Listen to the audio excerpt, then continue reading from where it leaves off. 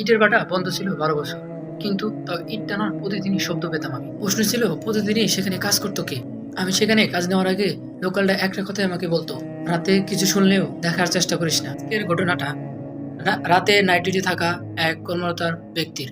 আমি তার বাসায় আপনাদের সাথে এই ঘটনাটি শেয়ার করব। ঘটনাটা 2017 সালের মুন্সিগঞ্জের শেষ প্রান্তে ধলেশ্বর নদীর কাছে। 12 বছর বন্ধ থাকা সেই ইটের বাটায় আমি কাজ নেই। আমার বয়স 30-এর কাছাকাছি।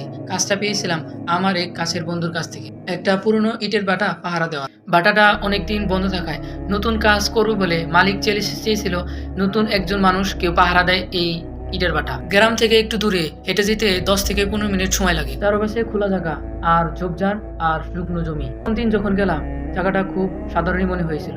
ভাঙা টিনের ঘর আর ছড়িয়ে ছিটিয়ে থাকা ইট দেখে আর দিনের আলোয় দেখে কোনো ভয়ই লাগেনি।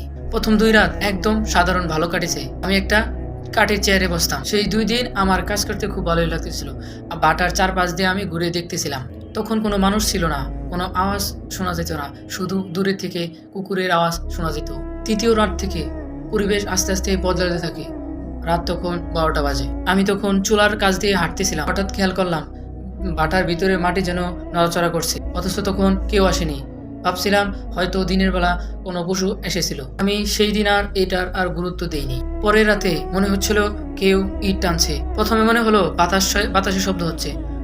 যখন বাতাস থেমে গেল তখন সেটা চলতেই ছিল। মনে হচ্ছিল যে কোনো কিছু মাটিতে ঘষে টানে নেওয়ার আওয়াজ। আমি টর্চ জ্বালিয়ে চারপাশ দেখলাম, কিন্তু কাউকে দেখলাম না। তবুও শব্দটা কয়েক সেকেন্ড পর পর হচ্ছে।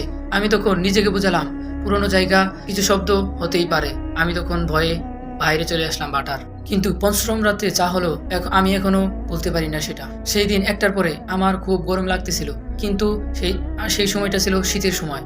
আমার শরীর ঘেমে যাইতেছিল। আমি চুল্লির সামনে হাত বাড়িয়ে চুলাটা আমি ছুঁই, দেখি চুলাটা খুব উষ্ণ। দেয়ালটা উষ্ণ ছিল, কোনো আগুন ছিল না, তবুও খুব গরম লাগতেছিল। আমি তখনই আমার কাছে একটা আওয়াজ শুনতে পাই। মনে হচ্ছিল ঠিক কেউ আমার পিছনে দাঁড়িয়ে আছে। আমি গাড় গড়িয়ে সেখানে দেখতে পাই কেউ নেই। আমি তখন অনুভব করতেছিলাম আমি এখানে একা নয়, এখানে অনেকজন আছে। প্রায় প্রতি রাতে এখানে কিছু না কিছু হতো। কখনো পায়ের আওয়াজ, কখনো ফিসফিসানি, কখনো হাঁটা চলার আওয়াজ শোনা যেত। শব্দ শুনে মনে হচ্ছে এখানে কেউ কাজ করছে।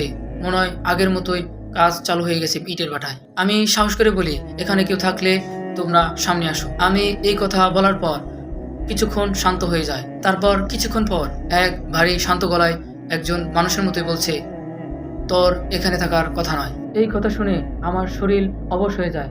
আমি দৌড়াতে চেয়েছিলাম, কিন্তু পারতেছিলাম না। মনে হলো কেউ আমাকে মাটিতে যেতে ধরে রেখেছে। এরপর আমি কিভাবে যেন ওইখান থেকে বের হয়ে এসে পড়েছি।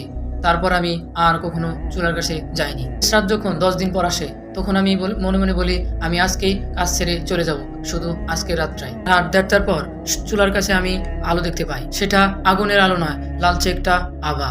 আমি দূর থেকে দেখতেছিলাম চুলার কাছে একটা অবয়ব দাঁড়িয়ে আছে। সে অবয়বটা দেখতে মানুষের মতো, কিন্তু সে অসীম লম্বা, আর তার চেহারাটাও বোঝা যাচ্ছিল না।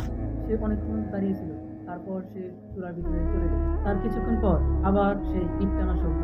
সবাই আগের মতো কাজ শুরু করে দিয়েছে। আমার আর কিছু মনে নেই, কারণ আমাকে সকালে গ্রামের লোকজন অজ্ঞান অবস্থায় খুঁজে পায়। আমি জ্ঞান ফেরার পর শুধু এই কথাই বলেছিলাম, আমি আর এই বাটায় থাকবো না। আজও সেই বাটা বন্ধ। লোকজন কেউ আর ওই বাটা কিনতে চায় না। লোকজন বলে আজও এখনো ওইখানে গেলে গরম বাতাস আসে। আমি জানি না সেটা কি ছিল, জিন কেনা অন্য কিছু। আমি যেটা জানি মানি চলে গেলেও সেখানে কিছু একটা থেকে যায়। সো ভিডিওটা ভালো লাগলে আমাদের ভিডিওটা শেয়ার করবেন, লাইক করবেন, কমেন্ট করবেন, আর ফেসবুকে দেখলে ফলো করবেন, আর ইউটিউবে দেখলে সাবস্ক্রাইব করবেন। আসসালামু আলাইকুম।